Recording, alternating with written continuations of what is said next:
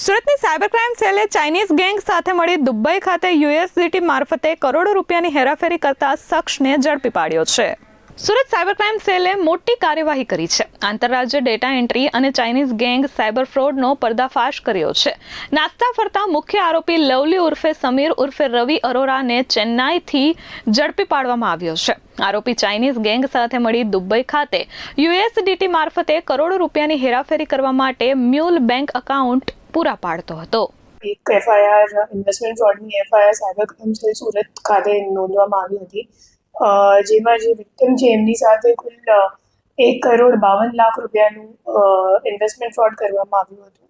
અને જે investment fraud માટે એમને જે સંપર્ક કરવામાં આવેલું હતું એ આખું ટેલિગ્રામ ચેનલ મારફતે કરવામાં આવ્યું હતું. અને પછી એમને ગ્રુપમાં જોડાવવામાં આવ્યું અને એક લિંક ઉપર એમની આઈડી ક્રિએટ કરવામાં આવી અને બોગસ ફર્ઝી લિંક ઉપર પછી એમને એ લોકો એમ બતાવતા હતા કે ગોલ્ડ માઇનિંગના થ્રુ તમને આટલું રિટર્ન મળે છે કરીને પછી વિક્ટિમને એવું લાગતું હતું કે મને ખરેખર એકચ્યુઅલી નફો થાય છે. અને જ્યારે વિડ્રોવલમાં એ લોકોએ ના પાડી અથવા વધારા ચાર્જ માંગવા લાગ્યા ત્યારે વિક્ટિમને ખબર પડી કે મારી સાથે ખરેખર ફ્રોડ થઈ ગયું છે અને એટલે અહીંયા પછી એફઆઈઆર કરવા એ આવેલું હતું. આરોપી પાસેથી મળેલા 34 બેંક એકાઉન્ટ્સ પરથી દેશભરમાં કુલ 113 ફરિયાદો અને 33.14 કરોડથી વધુનું ફ્રોડ નોંધાયું છે. જોબ પોર્ટલ્સ પરથી 33 લાખથી વધુ લોકોનો ડેટા મેળવી ટેલિકોલર્સ દ્વારા work from home data entry જોબની લાલચ અપાતી હતી.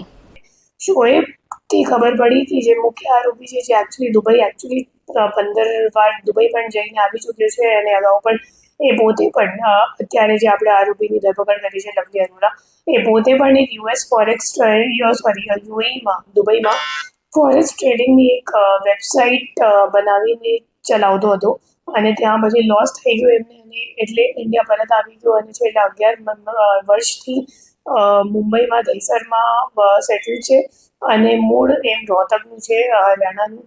અને જ્યારે આપણી ટીમ એમની ટેકનિકલ વર્કઆઉટ કરી તો ખબર પડી કે એમનું લોકેશન ચેન્નઈનું આવે છે અને આપણી ટીમ ત્યાં ગઈ અને ત્યાંથી પછી એમને અરેસ્ટ કરવામાં આવ્યું છે.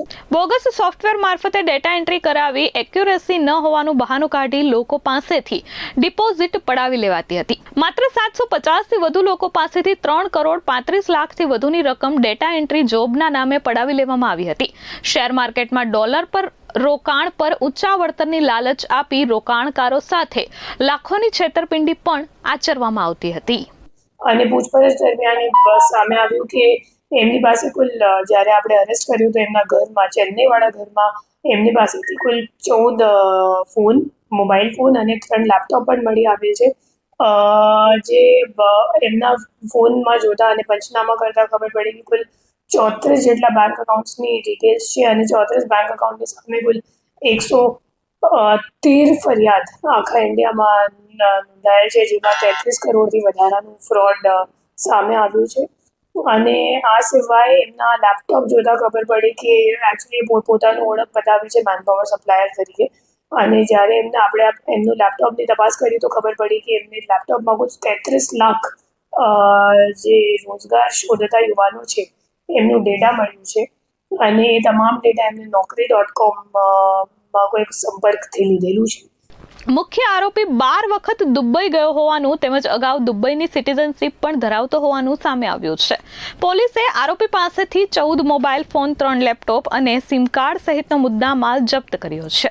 આ રેકેટમાં અગાઉ પણ અમદાવાદ, યુપી અને રાજકોટના 4 જેટલા સાગરીતોની અટકાયત કરવામાં આવી ચૂકી છે.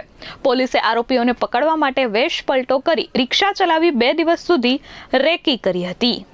અને એ એવી રીતનું કોલ સેન્ટર 4-5 શહેરોમાં ચલાવતો હતો, જેમ કે અમદાવાદ થઈ ગયું, મુંબઈ થઈ ગયું, ઇન્દોર થઈ ગયું, પટના થઈ ગયું.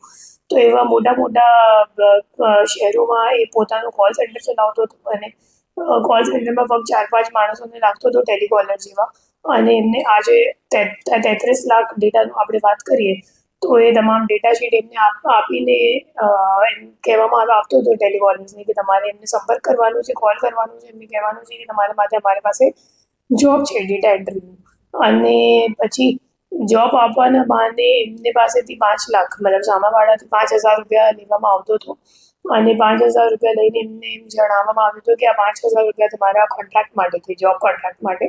અને જ્યારે પછી પૈસા દેવાની વાત આવતી હતી તો ત્યારે પછી એમને એમ જણાવવામાં આવતો હતો કે તમારી જે ડેટા એન્ટ્રીની એક્યુરેસી છે એ બરોબર નથી ખરેખર કોન્ટ્રાક્ટ મુજબ અને એટલે તમને પૈસા આપી શકાય એમ નથી. Bureau report S24 news Surat.